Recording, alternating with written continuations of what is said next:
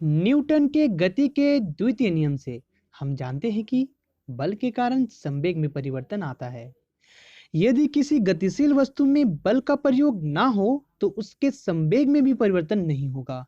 इसका मतलब किसी भी वस्तु का संवेग संरक्षित रहता है। तो आइए, मैं अमर कुमार आज के topic conservation of linear momentum में हमारा यूट्यूब चैनल एडु ज्ञान पर आप सभी का स्वागत करता हूं। कंजर्वेशन ऑफ लीनियर मोमेंटम यानी कि संवेग संरक्षण का नियम कहता है, वस्तुओं के निकाय पर यदि बाह्य बल आरोपित न हो तो संयुक्त निकाय का कुल संवेग संरक्षित रहता है। यहाँ पर दो तीन वर्ड बहुत ही गौर करने वाला है। पहला बात, वस्तुओं का निकाय कहा गया है, मतलब कि एक सिस्टम होना चाहिए, उसमें जितने सारे वस्तु है सभी का बात किया जा रहा है। और दूसरी पॉइंट क्या, यदि बाह्य बल आरोपित ना हो, मतलब बाहर से कोई भी इफेक्ट उस सिस्टम पर नहीं पड़ रहा है, तो होगा क्या, इस निकाय का जो टोटल संवेग होगा यानी कि संयुक्त निकाय का जो कुल संवेग होगा वो संरक्षित रहेगा, मतलब कि बदलेगा नहीं, कभी भी परिवर्तन नहीं होगा। अगर मान लेता हूं मैं कि कोई वस्तु है, मान लीजिए वस्तु ए, इस वस्तु का मात्रा मान लीजिए m1 है और इस दिशा में गति कर रहा है। प्रारंभिक वेग, कुछ प्रारंभिक वेग है, इसका शुरुआती वेग वह है मान लीजिए इसका u1 है। एक और वस्तु है, कंसिडर कीजिए, चलिए मान लीजिए उसका वस्तु का नाम b है और वो वस्तु की मात्रा हमने नापा है तो उसे मिला हमें मिला m2 और वो इस दिशा में मूव कर रहा है, इस दिशा में मूव कर रहा है और इसका जो प्रारंभिक वेग है, मतलब किस वेग से वो गति कर रहा है, तो वो मान लेते हैं हम u2। ये टोटल मामला है। अगर ये दोनों वस्तु का सेम लाइन ऑफ एक्शन हो, सेम लाइन ऑफ एक्शन है, और एक कंडीशन, अगर मान लीजिए वस्तु ए का जो वेग था वो ज्यादा है वस्तु बी के वेग से, ऐसा अगर हो तो ऐसा होने पर क्या होगा, ये फास्ट हो जाएगा ना, ये बॉडी थोड़ा सा फास्ट में स्पीड से वो गति कर रही है, अधिक वेग से गति कर रही है इसका मतलब, और ये थोड़ा सा स्लो है। क्या है? स्लो है। तो फास्ट बॉडी इस स्लो बॉडी को एक समय ऐसा आएगा कि हिट कर देगा, मतलब कि ये बॉडी अभी यहाँ है, अभी इन दोनों के बीच का गैप इतना है, फिर समय के साथ ये गैप कम होता जाएगा। क्यों? क्योंकि ये बॉडी फास्ट है, ये इसको लगातार पीछे करने का कोशिश करेगा, क्योंकि इनका जो मूवमेंट का जो लाइन ऑफ एक्शन अगर सेम है तो ये एक समय पर इसे हीट कर देगा, इससे ये टक्कर कर लेगा, है ना। तो मान लीजिए ये दोनों वस्तु टक्कर कर लेते हैं। मान लीजिए ऐसा कोई वस्तु आया, ए वस्तु आया ए और ये वस्तु बी आया, ये दोनों बीच में टक्कर हो गया। टक्कर के बाद क्या हो गया, फिर जब ये वस्तु ए को देखें और ये वस्तु बी को देखें तो देखें क्या, ए थोड़ा स्लो हो गया है और बी थोड़ा सा फास्ट हो गया है। क्यों? क्योंकि या स्पीड से आकर इसे धक्का मारा, हिट मारा, जिसके कारण इसका गति थोड़ा सा, वेग थोड़ा सा कम हो गया और इससे थोड़ा सा गति मिल गया। तो देख रहे हैं कि दोनों बॉडी में अब वेग में परिवर्तन आ चुका है। तो पहले कितना था, u1 था, अब u1 तो नहीं हो जाएगा टक्कर के बाद ना, अब हो जाएगा इसका वेग v1। और वस्तु b जो पहले उसका वेग था u2, उसका भी टक्कर के बाद अब चेंज हो जाएगा, मान लेते हैं वो हो गया v2। तो यहाँ पर देखिए, हम लोग ये जो सिस्टम कंसिडर किए थे, ये जो सिस्टम था हमारा, इस सिस्टम में दो ही वस्तु को लिए थे, वस्तु ए और वस्तु बी को। वस्तु बी और वस्तु ए का जो कुल संवेग होगा यहाँ पर हम कैलकुलेट करना चाहेंगे, तो हम लिख रहे हैं, यहाँ पर क्या लिख रहे हैं देखिए थोड़ा सा, वस्तु, यहाँ वस्तु लिखना उचित नहीं है, लिखेंगे निकाय का कुल संवेग। तो हम लोग क्या लिखेंगे, पहले लिखेंगे टक्कर से पूर्व का। तो टक्कर से पूर्व संवेग कितना है निकाय का, यहाँ पर लिख लेते हैं निकाय का संवेग कितना हो जाएगा बोलिए तो तो इस निकाय में दो ही वस्तु, वस्तु ए और वस्तु बी, यानी वस्तु ए का संवेग प्लस वस्तु बी का संवेग के बराबर होगा। यानी वस्तु ए का संवेग निकालना होगा हमें और वस्तु बी का भी संवेग निकालना होगा, वस्तु बी का संवेग निकालना होगा और इन दोनों संवेगों को क्या करना पड़ेगा, ऐड कर देना पड़ेगा, जोड़ देना पड़ेगा। तो वस्तु ए का संवेग क्या होगा, तो इसका संवेग निकालना है तो इसका मात्रा और इसका वेग का गुणनफल निकालना पड़ेगा। तो इसका मात्रा है कितना, तो देखिए m1 है, तो इसकी मात्रा m1 गुना इसका वेग कितना है, तो प्रारंभिक वेग देखिए u1 है। ठीक है, लिख दिए, यानी इसका संवेग हम निकाल चुके हैं, वस्तु ए का हो गया। अब वस्तु बी का निकालना होगा, बीच में प्लस, वस्तु बी का क्या होगा, तो इसका मात्रा था m2 है ना, और इसका वेग कितना था शुरू में प्रारंभिक, तो u2, तो यहाँ पर लिखेंगे u2। तो ये निकाय का टक्कर से पूर्व का कुल संवेग हो गया। ठीक है, टक्कर के बाद कितना हो जाता संवेग, देखिए टक्कर के बाद तो उसका वेग में परिवर्तन आ गया। अगर हम पूरा निकाय को ना देखें, सिर्फ एक वस्तु को देखें, जैसे कि ए, शुरू में ये संवेग कितना बनाता है, m1 u1 का बनाता है, लेकिन टक्कर के बाद उसका वेग तो परिवर्तन हो गया, v1 हो गया। अब वो संवेग इतना का तो नहीं बनाएगा, मतलब यहाँ पर वस्तु का संवेग चेंज हो जा रहा है, पर ओवरऑल इस सिस्टम का संवेग के बारे में हम बात कर रहे हैं। हम ओवरऑल इस सिस्टम में मुद्दे पर आऊंगा थोड़ा करके। टक्कर के बाद निकाय का कुल संवेग, यानी निकाय का संवेग कितना हो जाएगा, तो फिर से वही वस्तु ए का और वस्तु बी का संवेग निकालना पड़ेगा ना। तो वस्तु ए का संवेग कितना हो जाएगा बोलिए, मात्रा तो m1 ही था ना, पर वेग चेंज हो गया, पहले था u1, अब हो गया कितना टक्कर के बाद v1, तो लिखेंगे क्या v1 ना, v1 लिख दिए। फिर जोड़ वस्तु बी का संवेग हम निकालना होगा, तो वस्तु बी का मात्रा था m2 और उसका वेग कितना हो गया था, तो पहले था u2 पर टक्कर के बाद हो गया v2, तो यहाँ लिखेगा क्या v2। तो ये निकाय का कुल संवेग हो गया कब का, तो टक्कर के बाद। और ये भी तो निकाय का संवेग है, तो ये कब का है, तो ये टक्कर से पूर्व का है, टक्कर से पहले का है। तो ये जो संवेग संरक्षण का नियम क्या कहता है, बोलता है कि वस्तुओं के निकाय पर यदि कोई बाह्य बल आरोपित ना हो, हम इस सिस्टम पर कोई भी बाह्य बल दिए हैं, नहीं दिए हैं, तो हम अगर इस सिस्टम में कोई भी बाह्य बल आरोपित नहीं किए हैं, तो इसका जो टोटल यानी कि संयुक्त निकाय जो होगा, इस संयुक्त निकाय का जो कुल संवेग जो होगा वो संरक्षित रहेगा। मतलब पहले जितना था, पहले कितना था, तो पहले इतना था, है ना, पहले इतना था, मतलब इससे चेंज नहीं हो सकता है। मतलब कि ये जितना है ठीक उतना ही इसको भी होना होगा। यानी कि हम लिख सकते हैं, क्या लिखेंगे, तो यहाँ पर देखिए क्या लिखते हैं, संवेग संरक्षण के नियमानुसार क्या होता है, संवेग संरक्षण के नियमानुसार क्या होता है कि भाई निकाय का जो कुल संवेग है वो बदल नहीं सकता। मतलब पहले जो संवेग था m1 u1 plus m2 u2, ये जितना है उतना ही रहेगा। यानी कि ये जो लास्ट में हमें संवेग जो मिल रहा है जब टक्कर के बाद, ये संवेग इसी के बराबर होना ही होगा। ये हमारा संवेग संरक्षण का नियम है।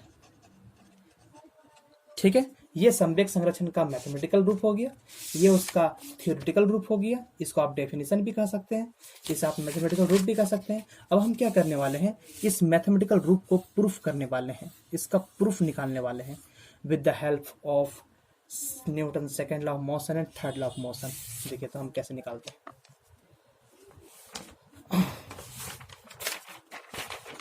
देखते हैं हमें क्या निकालना है, पहले ही लिख लेते हैं, यहाँ से नोट डाउन कर लेते हैं ताकि आप लोग माथा में मतलब बैठा लें, अच्छा से देख लें कि क्या हो सकता है, क्या निकल सकता है। हम जो तरीके से निकालने वाले हैं, तो हमें निकालने वाले हैं वस्तु का प्रारंभिक वेग संवेग निकाय का कुल संवेग जो कि था m1 u1 plus m2 u2। ठीक है, और टक्कर के बाद जो संवेग बन रहा था m1 v1 plus m2 v2, ये दोनों बराबर होना होगा। इसका हम लोग प्रूफ निकालना चाहते हैं, तो प्रूफ ऑफ दिस ये निकालना चाहते हैं।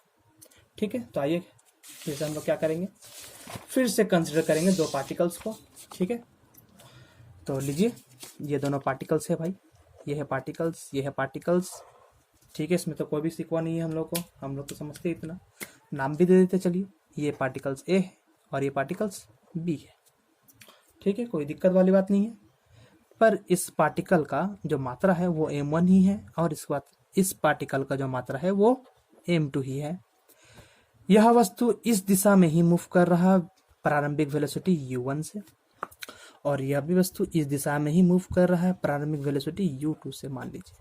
ठीक है, यहाँ तक तो कोई भी दिक्कत वाली बात नहीं है, पिछला ही केस था। अगर हम फिर से वही कंडीशन दे, मतलब कि पहला वस्तु जो ए था उसका वेग ज़्यादा हो वस्तु बी के वेग से, यह कंडीशन दे दी, तो इस कंडीशन से होगा क्या, यह वस्तु यानी ज़्यादा फास्ट से घूम रहा है। ठीक है, और यह वस्तु स्लो से आगे बढ़ रहा है, और ये फास्टली आगे बढ़ रहा है। ठीक है, यहाँ घूमना गलत वर्ड हो गया, आगे बढ़ रहा है। ठीक है, तो देखिए अगर इन दोनों वस्तुओं का जो मोशन पाथ है, गति का जो पथ है, वो अगर एक ही लाइन में आ जाए, तो कुछ समय बाद, मान लीजिए टी समय के बाद, टी समय के बाद क्या हो गया, इन दोनों के बीच टक्कर होगा। ठीक है, कुछ समय के बाद टक्कर होगा ना, हम उसको मान लें कि टी समय के बाद ऐसा होता है, यानी कि टी समय के बाद वस्तु ए और वस्तु बी क्या करते हैं, आपस में टकरा जाते हैं। आपस में क्या होते हैं, टकरा जाते हैं। ये हमारा वस्तु हो गया ए और ये हो गया हमारा बी, ये आपस में टकरा गए। और टकराने के बाद क्या हुआ, ये जो वस्तु ए था ये थोड़ा सा धीमा हो गया। ठीक है, और ये जो वस्तु बी है ये थोड़ा सा फास्ट हो गया। यहाँ तक तो कोई भी दिक्कत वाली बात नहीं है। ठीक है, अब देखिए ऐसा होने पर क्या हुआ, इसका वेग थोड़ा सा घट गया, है ना, यानी इसका वेग में परिवर्तन आ गया, और इस वस्तु का वेग क्या हो गया, बढ़ गया, यानी कि इसका वेग बढ़ गया तो इसका भी वेग में परिवर्तन आ गया, यानी दोनों का वस्तुओं का वेग में परिवर्तन आया। तो इसका वेग अब कितना हो जाता है, नोट कर लेते हैं। तो अब ये मान लीजिए v1 वेग से गति कर रहा है, और ये भी इसका भी वेग में परिवर्तन हुआ था, तो इसका मान लेते हैं ये v2 वेग से अब गति कर रहा है। तो देखिए सिचुएशन 1 देखिए, ये सिचुएशन 1 देखिए। ठीक है, सिचुएशन 1 में इस वस्तु का जो संवेग होगा, कौन सा वस्तु हम दिखा रहे हैं, वस्तु ए को दिखा रहे हैं।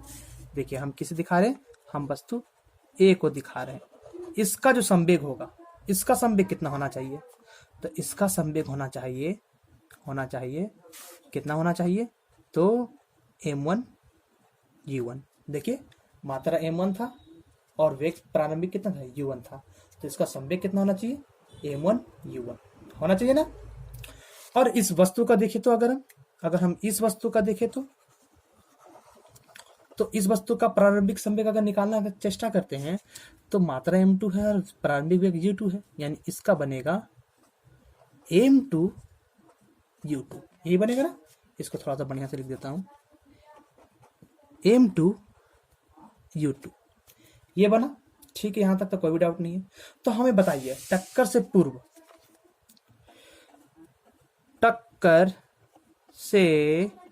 मतलब क्या हुआ, इसका मतलब क्या हुआ, मतलब जब टक्कर नहीं हुआ था, टक्कर से पूर्व जब ऐसा था अलग अलग था, तो टक्कर से पूर्व निकाय का कुल संवेग कितना होना चाहिए, बताइए। निकाय का कुल संवेग कितना होना चाहिए, तो आप कहिएगा भैया कि निकाय का कुल संवेग होना चाहिए, इन दोनों वस्तु ही है निकाय में, सिस्टम में, तो इन दोनों वस्तुओं का जो संवेग होगा उसका योगफल होगा। तो इस वस्तु का संवेग था m1 u1 और इसका संवेग था m2 u2, यानी इन दोनों वस्तुओं का संवेग को जोड़ना होगा, यानी हम लिखेंगे m1 u1 plus m2 u2। ये हो गया निकाय का कुल संवेग कब, टक्कर से पहले का। अब हमें निकालना है क्या, टक्कर के बाद। ठीक है, हमें क्या निकालना है, टक्कर के बाद। ठीक है, टक्कर के बाद, तो टक्कर के बाद निकाय का कुल संवेग कितना हो जाएगा? तो निकाय का कुल संवेग हो जाएगा। तो देखिए टक्कर के बाद क्या हुआ, तो घटना थोड़ा देख लेते हैं। ये था टक्कर के बाद, उसका वेग पर मात्रा तो m1 ही रहेगा, और इस वस्तु b को देखें तो इसका वेग हो गया था v2, पर मात्रा तो इसका m2 ही था पहले, तो वही रहेगा। यानी अब इसका जो संवेग निकलेगा टक्कर के बाद वस्तु a का, तो उसका निकलेगा m1 इंटू v1, और वस्तु b का क्या निकलेगा संवेग, बताइए तो जरा टक्कर के बाद, तो m2 गुना v2 ना। तो टक्कर के बाद निकाय का कुल संवेग कितना हो जाएगा, ये पूरे सिस्टम का कितना हो जाएगा संवेग, बताइए। तो इसका संवेग और इसका संवेग को जोड़ना पड़ेगा ना, तो इसका संवेग है m1 v1 और इसका संवेग है m2 v2, यानी हो गया, लिखते हैं इसको, m1 v1 plus m2 v2। तो हमें क्या प्रूफ करना है कि ये एक नंबर और ये दो नंबर जो आया है ये दोनों बराबर होंगे, है ना, यही हमें प्रूफ करना है। ठीक है, तो देखिए ये पूरा घटना, अगर आपको ये पूरा चित्र आपको समझ में आ गया, आपको ये दोनों को बराबर से प्रूफ करना है, सिद्ध करना है, तो हम क्या करेंगे, पहले वस्तु ए को देखेंगे। सबसे पहले क्या देखेंगे, वस्तु ए को देखेंगे। तो आइए देखते हैं हम लोग। तो देखिए वस्तु ए का हम चर्चा करेंगे टक्कर से पहले और टक्कर के बाद। तो जैसे हम टक्कर से पहले का घटना देखें, तो इस वस्तु ए का टक्कर से पहले था वेग कितना, m1 u1, ये था ना, था। और जब इन दोनों वस्तुओं का टक्कर हो गया, तब यह वस्तु ए था जो, वो क्या कर लिया, बंद कीजिए थोड़ा।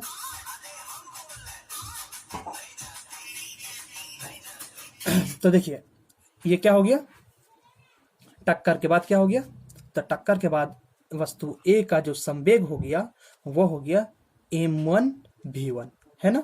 तो वस्तु ए को देखें तो पहले था इतना और अब संवेग हो गया इतना, यानी संवेग में परिवर्तन आया ना। तो वस्तु ए के संवेग में परिवर्तन कितना का आया, निकाल लेते हैं जरा। तो लिखा है यहाँ पर, देखिए वस्तु ए के संवेग में परिवर्तन, वस्तु ए के संवेग में परिवर्तन कितना का आया बताइए। तो वस्तु ए के संवेग में परिवर्तन आया, पहले कितना था m1 v1, सॉरी पहले था m1 u1 और बाद में कितना देखें, तो देखिए m1 v1। तो इन दोनों को माइनस करना पड़ेगा तभी हम परिवर्तन निकाल लेंगे। तो हमेशा लास्ट से शुरुआत को घटाते हैं ना। तो लिखेंगे m1 v1 minus m1 u1। ठीक है, यहां तक तो क्लियर है। और संवेग में परिवर्तन का अगर दर जहां निकाल लिया, हम यहाँ पर दर लिख लेते हैं, तो इसको हमको समय से भागा देना पड़ेगा। तो यह संवेग का परिवर्तन आने में कितना का समय लगा था, तो देखिए t समय, क्यों, क्योंकि t समय के बाद ही ना टक्कर हुआ था, यानी कि t समय हुआ, t समय में ये चेंज हुआ। तो यहाँ पर हम लोग t से भाग कर लेते हैं, तो ये निकल आया संवेग परिवर्तन की दर। और संवेग परिवर्तन की दर लगाए गए बल के सीधा समानुपाती होते हैं। और हम लोग न्यूटन के द्वितीय नियम को अच्छा से हम लोग पढ़े हैं, तो हम लोग जानते हैं कि ये पूरी बल के बराबर ही होगा। तो ठीक है, तो ये बल है, तो ये बल किस पर लगा है जरा सोचिए। ठीक है, तो ये वस्तु ए के संवेग में चेंजेस आया ना, यानी वस्तु ए पर लगा बल है, इतना तो क्लियर है। ठीक है भाई, यानी हम यहाँ पर लिखेंगे वस्तु ए पर लगा बल। ठीक है, लगा बल किसके कारण लग रहा है बताइए जरा, इस ए पर बल किसके कारण लग रहा है, तो यही वस्तु के कारण, यानी वस्तु बी के कारण लग रहा है। तो यहाँ लिखेंगे वस्तु ए पर लगा बल वस्तु बी के कारण, वस्तु बी के कारण। यानी इस तथ्य को हम लिख सकते हैं इस तरह से सिंबलाइज करके, force on A due to B. तो ये हो जाएगा आपका m1 v1 minus m1 u1 bye T. अब वस्तु ए का तो हम लोग देख लिए, संवेग में परिवर्तन कितना आया। अब वस्तु बी का देखिए, तो इस वस्तु बी का इतना संवेग था पहले, ठीक है, कोई डाउट नहीं है। फिर जब टक्कर हुआ तो टक्कर के बाद देखें वस्तु बी को, तो वस्तु बी का संवेग हो गया m2v2, यानी इसका भी संवेग में परिवर्तन आया है ना। तो संवेग में परिवर्तन कितना का है निकालते हैं, ठीक है। तो लिख रहे हैं वस्तु बी के संवेग में परिवर्तन की दर ही लिख लेते हैं, डायरेक्ट एक बार में दर आ जाएगा, ठीक है। तो संवेग में परिवर्तन कैसे निकालते हैं, फिर वही आइडिया, लास्ट से शुरुआत को घटाइए, तो लास्ट था ये और शुरुआत था ये, तो लास्ट माइनस शुरुआत, यानी कि हो जाएगा m2v2 माइनस m2u2, ठीक है। ये हो गया वस्तु बी के संवेग में परिवर्तन की दर, जब हम t से भाग लगा देंगे तब, ठीक है। यहां तक क्लियर हो गया। अब देखिए ये संवेग में परिवर्तन की दर है, यानी कि यही बल के बराबर होगा ना, न्यूटन के सेकंड लॉ ऑफ मोशन से हम लोगों ने सीखा है। तो यह जो बल लग रहा है ये किस पर लग रहा है, तो एक्चुअली यह जो संवेग में परिवर्तन आया ये वस्तु बी के संवेग में परिवर्तन आया है ना। तो वस्तु बी पर संवेग का परिवर्तन का दर था वो, यानी वस्तु बी पर लगा बल है, ठीक है। यानी एक पेज ले लेते पहले हम,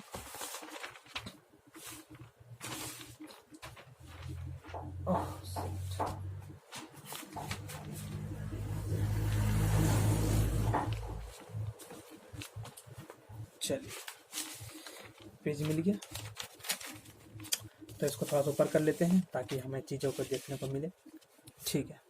देखिए तो ये जो वस्तु था बी, उसका संवेग में परिवर्तन का दर इतना आया, यानी कि वस्तु बी पर बल लगा कितना, चलिए तो गंदा,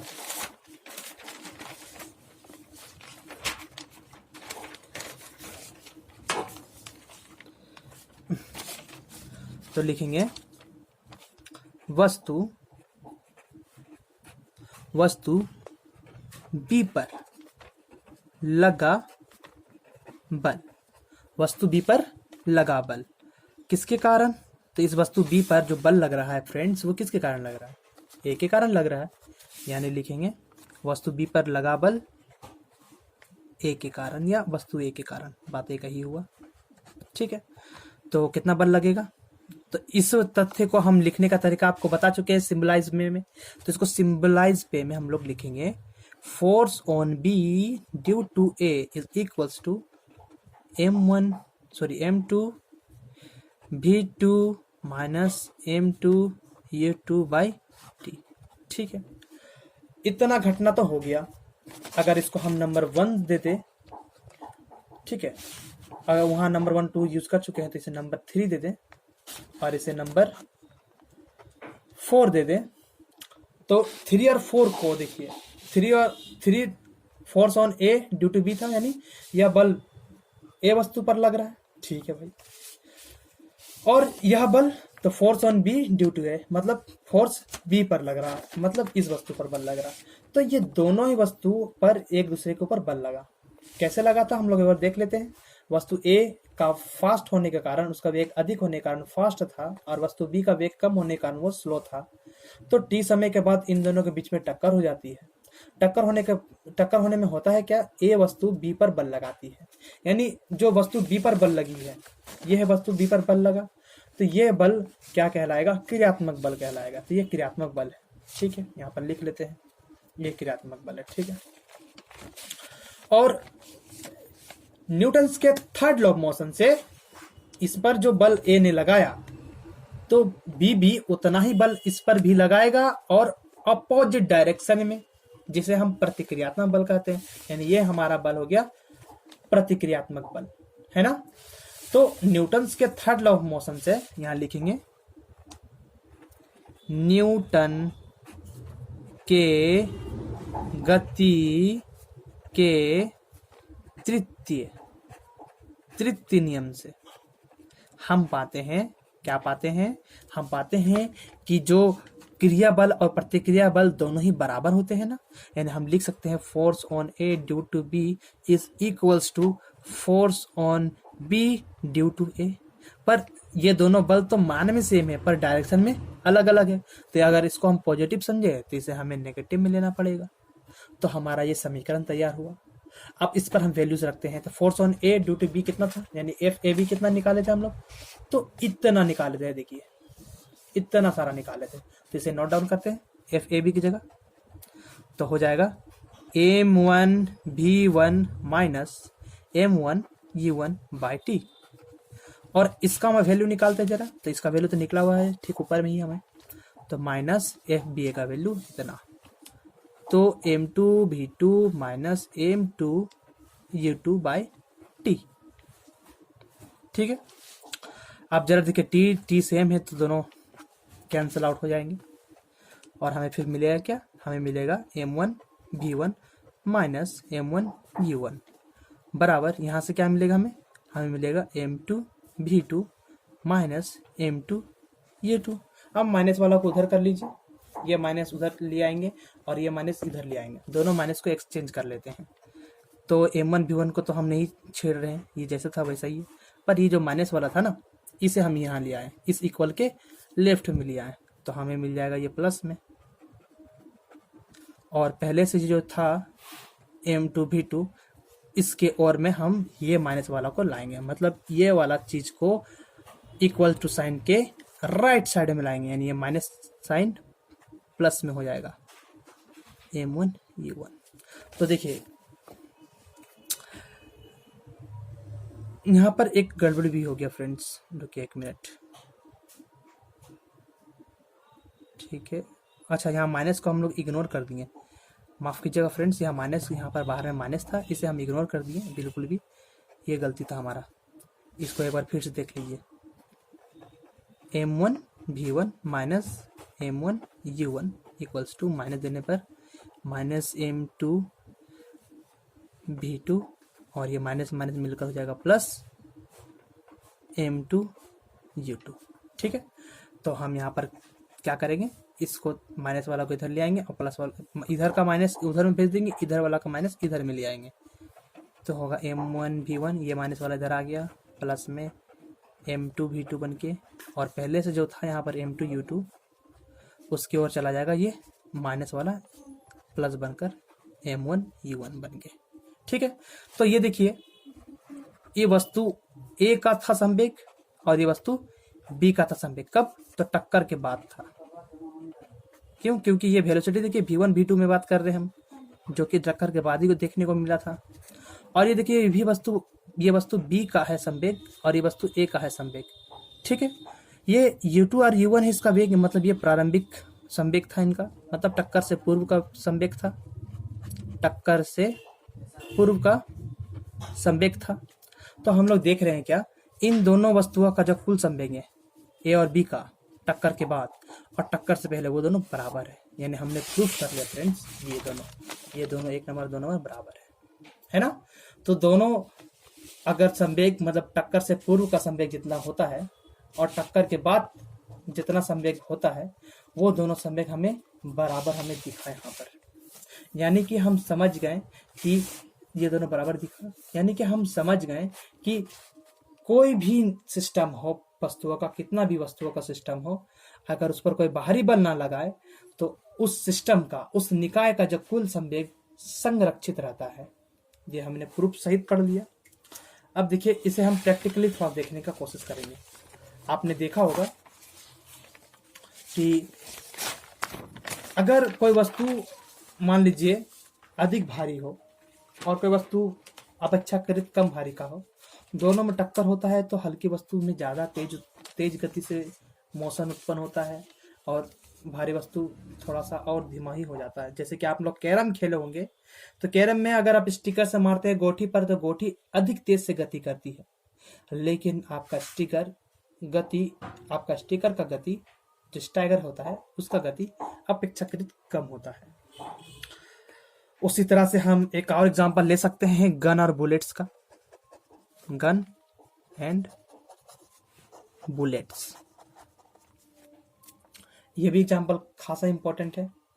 होता क्या है, अगर कोई आदमी गन को फायर करता है, मान लीजिए हमारा घिसा पिटा गन है, माफ़ कीजिए फ्रेंड्स मैं ड्राइंग में उतना ही काबिल इंसान नहीं हूँ, फिर भी आई ट्राई। मान लीजिए ये है एक पिस्तौल, ये है आपका एक पिस्तौल, और मान लीजिए यह एक बुलेट्स है, ठीक है। तो बुलेट्स और पिस्तौल जब दोनों मिले हुए रहते हैं तो यहाँ से एक फायर करते हैं जैसे ही बुलेट्स, ठीक है फ्रेंड्स, यहाँ तक तो क्लियर है। एक फायर जैसे ही इस दिशा में हमने बुलेट्स को फायर किया तो पीछे की ओर हमारा जो गन है वो धक्का देता है। ये नॉर्मली बात है, आप लोग सब देखे होंगे, ठीक है, धक्का देता है, ठीक है।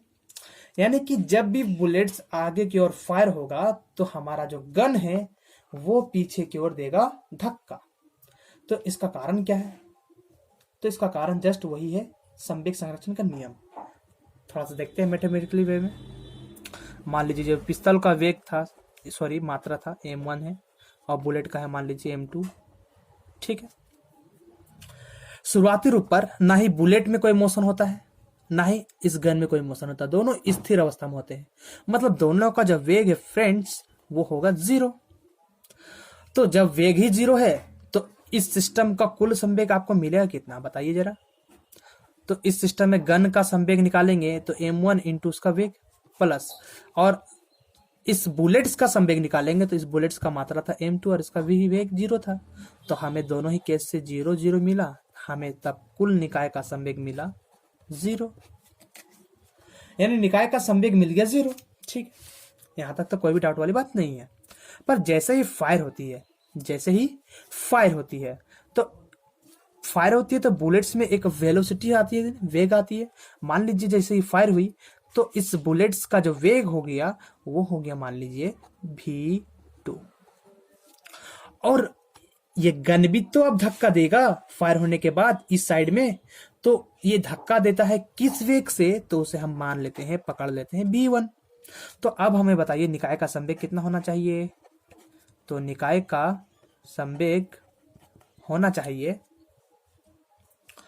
तो गन का संवेग, तो गन का संवेग होगा उसका मात्रा इंटू उसका वेग प्लस बुलेट्स का संवेग यानी m2v2। तो ये संवेग होना चाहिए था, है ना।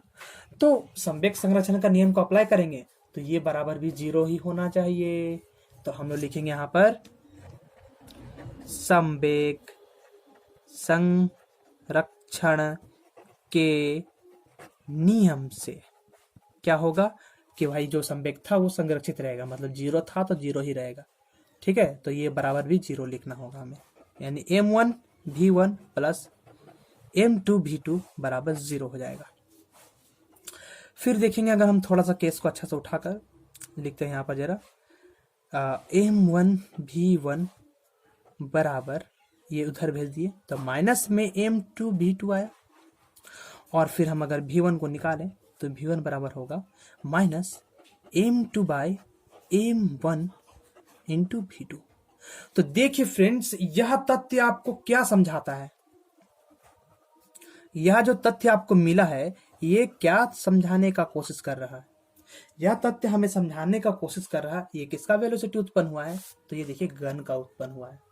यानी यह गन पीछे की तरफ धक्का देगा, कितना वेग से, तो इतना वेग से, ठीक है। ये माइनस का चिन्ह का मतलब हुआ इस वेग के दिशा के विपरीत में। इस यह वेग किसका था, तो बुलेट्स का था। तो बुलेट्स का वेग था v2 इस दिशा में, तो v1 जो वेग इसको मिलेगा गन को वो उसके विपरीत, मतलब ये इधर मूव कर रहा है तो गन पीछे की तरफ धक्का देगा इसके, है ना, इस तरह से, इस तरह से, ठीक है। तो ये माइनस हमें वो चीज को इंडिकेट करता है।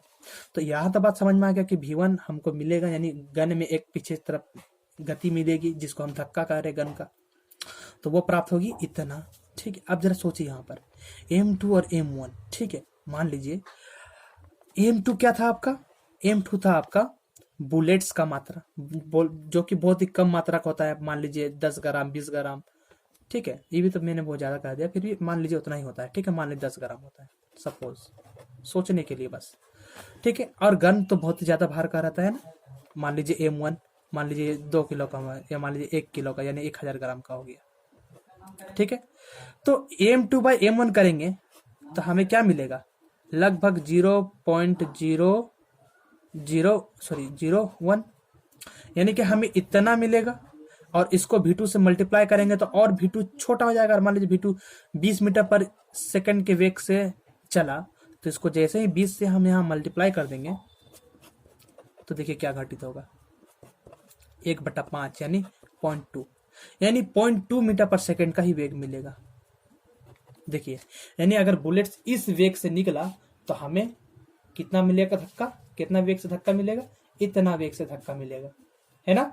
तो अगर सोचिए बुलेट का साइज और गन का साइज एक जैसा रहता, मतलब साइज हम एक जैसा नहीं कहेंगे, हम कहते हैं चलिए कि बुलेट का जो मात्रा है, मान लीजिए M2 और M1 ये दोनों एक ही मात्रा का रहता, तो हमें ये कट के मिलता ना एक, और V1 बराबर हो जाता उस केस में, V1 उस केस में क्या हो जाता, बराबर V2 के, है ना। तो बुलेट जिस तेजी से फायर होगा, जिस तेजी से फायर होगा, उतना ही तेजी से यह गन भी पीछे की ओर धक्का देगा और हमें बहुत ही ज्यादा कस के चोट लग जाएगा फ्रेंड्स। यानी इसीलिए कोई भी गन अगर बनाया जाता है तो उसका भार को, गन के भार को ज्यादा, बहुत ही ज्यादा किया जाता है बुलेट के भार की तुलना में, ताकि पीछे की तरफ धक्का कम लगे। और इसीलिए देखिएगा आप, कभी सैनिक AK-47 चलाता है तो उस गन को अपने कंधे से एक तरीके से, एक टेक्निक से बढ़िया से लगाए रखता है, जिससे उसे धक्का का असर कम पड़े। तो ये सारा चीज, ये प्रैक्टिकल हम देख पाते हैं, संवेग संरक्षण के नियम के अकॉर्डिंग समझ पाते हैं। तो आज के वीडियो के लिए मैं यहाँ पर अब बंद करूँगा। और इस वीडियो के आपको अगर कुछ भी डाउट हो तो आप कमेंट सेक्शन में कमेंट करके हमसे पूछ सकते हैं अपना सवाल। अभी के लिए बाय, नेक्स्ट वीडियो में मिलते हैं अगले टॉपिक के साथ। यह हमारा बल और गति चैप्टर पूरी फिनिश हो चुका है। क्लास 9 का जितना भी टॉपिक्स था हमने कवर कर लिया है, एक चैप्टर का बल और गति। अगर फिर भी आप लोगों को लगता है कि कोई टॉपिक छूट चुका है तो आप कमेंट करके हमसे पूछ सकते हैं, हम फिर वो टॉपिक पर वीडियो बनाकर अपलोड कर देंगे। तो फ्रेंड्स, अपना प्यार इसी तरह बनाए रखिएगा और मेरे चैनल को लाइक एंड सब्सक्राइब करना ना भूलिए। दोस्तों के साथ जरूर शेयर करिए। इस लॉकडाउन में पढ़िए और आगे बढ़िए। तो अभी के लिए बाय, धन्यवाद।